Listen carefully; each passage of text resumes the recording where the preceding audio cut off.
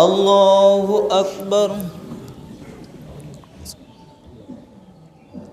যুবক, তোমার রক্তের তেজ এতই বেশি, তোমাকে আড্ডাখানায় পাওয়া যায়, আল্লাহর মসজিদে তোমাকে পাওয়া যায় না। তোমার রক্তের তেজ এতই বেশি, তোমার যৌবনের শক্তি এতই বেশি, তোমাকে বিভিন্ন আনন্দ ফুর্তির মঞ্চে তোমাকে দেখা যায়, কিন্তু আল্লাহর ইবাদতখানায় তোমাকে পাওয়া যায় না। আল্লাহ তাআলা কিয়ামতের দিন তোমাকে ছাড়বেন না। আল্লাহ তাআলা যে 5টা প্রশ্ন করবেন প্রত্যেকটা মানুষকে, ওই 5টা প্রশ্নের জবাব না দেওয়া পর্যন্ত কোনো একটা ব্যক্তিকে আল্লাহ তাআলা পা উঠাতে দেবেন না। সেই 5টা প্রশ্নের মধ্যে যুবক, তোমার জন্য একটা প্রশ্ন থাকবে, ওয়াশশাবাবু ফিমা আবলাহু, যৌবনকাল তুমি কিভাবে কাটিয়েছো? তুমি চাকরি করেছো, মাসে মাসে টাকা দিয়েছো, তোমার টাকা তোমার বাবা খেয়েছে, মা খেয়েছে, ভাই খেয়েছে, বোন খেয়েছে, তোমার টাকা পয়সা দিয়ে কতজন চিকিৎসা করেছে, পরিবারের সহযোগিতা করেছো, কত রকম ভাবে মানুষকে সহযোগিতা করেছো, কিন্তু যুবক তোমার সালাত ঠিক ছিল না।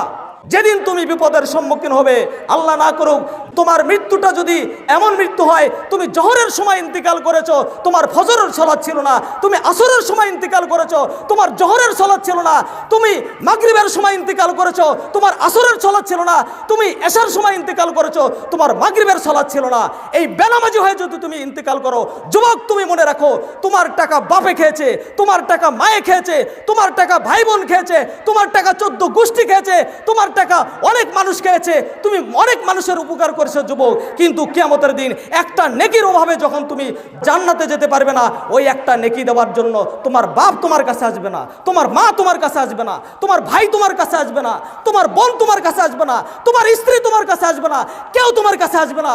দুনিয়াতে তুমি তাদেরকে এত ভালোবেসেছো, এত মহব্বত করেছো, ইনকামের টাকা তুমি এত যত্ন করে তাদেরকে মাসে মাসে পাঠিয়েছো, কিন্তু যুবক তুমি নামাজ পড়ো নাই, তোমার কোনো কিচ্ছু নাই, তোমার কোনো কিচ্ছু নাই। ইয়াউমা ইয়াফিরুল মারউ মিন আখিহি ওয়া উম্মিহি ওয়া আবিহি ওয়া সাহিবাতিহি ওয়া বানিহি। আল্লাহ তাআলা ক্লিয়ার করে দিলেন, যুবক সেদিন তোমার কাছ থেকে তোমার বাপ পলায়ন করবে, সেদিন তোমার কাছ থেকে তোমার মা পলায়ন করবে, সেদিন তোমার কাছ থেকে তোমার ভাই পলায়ন করবে, সেদিন তোমার কাছ থেকে তোমার বোন পলায়ন করবে, সেদিন তোমার কাছ থেকে তোমার স্ত্রী পলায়ন করবে। কি জন্য? যদি একটা নেকি যদি তুমি চেয়ে বসো। সুতরাং যুবক, তুমি আজ বেনামাজি হয়ে জীবনযাপন করেছো। হে আল্লাহর বান্দা, আজ আপনি বেনামাজি হয়ে জীবনযাপন করছেন, হয়তোবা নিজেদেরকে মহাবীর ভাবছেন, মহা সাফল্য মণ্ডিত পুরুষ ভাবছেন, আপনার ব্যবসা বাণিজ্য, ব্যাংক ব্যালেন্স, চাকরি, পদোন্নতি, বিভিন্ন সাইটে আপনার জাঁকজমকতা রয়েছে, সমাজের মূর্খরা আপনাকে মহাজ্ঞানী ভাবে, হ্যাঁ আপনি নিজেও নিজেকে মহাজ্ঞানী ভাবেন, কিন্তু আল্লাহর কাছে আপনি পশুর চাইতে বড় নিকৃষ্ট। এটা আল্লাহ তাআলা ইরশাদ করেছেন, আল্লাহ তাআলাই বর্ণনা করেছেন, আমাকে দোষ দিয়ে লাভ নেই। উলাইকা কাল আনআম বাল হুম আযাল। যদি সালাত না থাকে, আল্লাহর ইবাদত না থাকে, ফরজিয়াত না থাকে, তাহলে সেই মানুষকে আর মানুষ বলা যায় না। আল্লাহ তাআলা তাকে আর মানুষ বলেন নাই, আল্লাহ তাআলা তাকে কুকুরের চাইতেও নিকৃষ্ট বলেছেন, আল্লাহ তাআলা তাকে গরু ছাগলের চাইতেও নিকৃষ্ট বলেছেন। সুতরাং এখানে আমার বলার কিছু নাই, আল্লাহই বলেছেন। সুতরাং আমরা মানুষ হিসেবে আমাদের করণীয়, আমরা মুসলিম হিসেবে আমাদের করণীয় যা আমাদের করতে হবে। আল্লাহ আমাদেরকে সৃষ্টি করেছেন শুধু দুনিয়ার এই সাময়িক রমজান মাসে এরকম ইবাদতের ভাব ধরবেন, এটার জন্য আল্লাহ তাআলা পাঠান নাই। এই রমজান মাস আসলে বিভিন্ন আপনার সাজুগুজু বিভিন্ন রকমভাবে আপনি কি প্রদর্শন করবেন, আপনার ইবাদতের বাহার প্রদর্শন করবেন, আর অন্য মাসে আপনার সালাত থাকবে না। আপনি বিভিন্নভাবে নিজেকে কি সাফল্যমণ্ডিত করছেন যে আপনার টাকার অভাব নাই, আপনার কি এরকমভাবে ব্যাংক ব্যালেন্সের অভাব নাই, আপনার সম্মানের অভাব নাই, দুনিয়ার সবাই আপনাকে সম্মান করবে, কিন্তু আল্লাহর কাছে এটা টিকবে না, আল্লাহর কাছে এটা টিকবে না। আল্লাহর কাছে হিসাবটা অন্যটা। আল্লাহ রাসূল সাল্লাল্লাহু আলাইহি ওয়াসাল্লাম বলছেন, আউয়ালু মা ইউহাসাবু বিহিল আবদু ইয়াউমাল কিয়ামাতিস সালাত ফাইন সলুহাত সাইরু আমালিহি ওয়াইন ফাসাদাত সাইরু আমালিহি।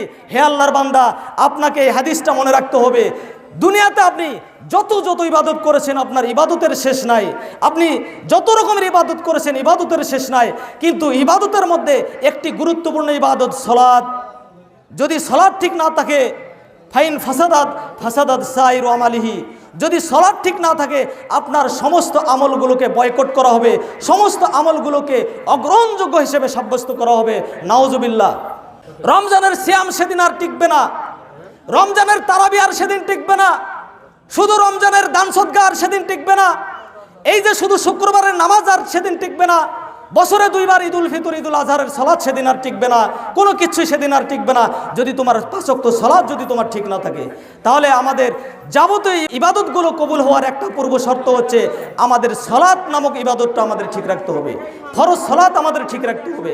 সুতরাং আমরা দুনিয়াতে যাই কিছু করি না কেন আমাদের মূলত সালাত আমাদের ঠিক রাখতে হবে।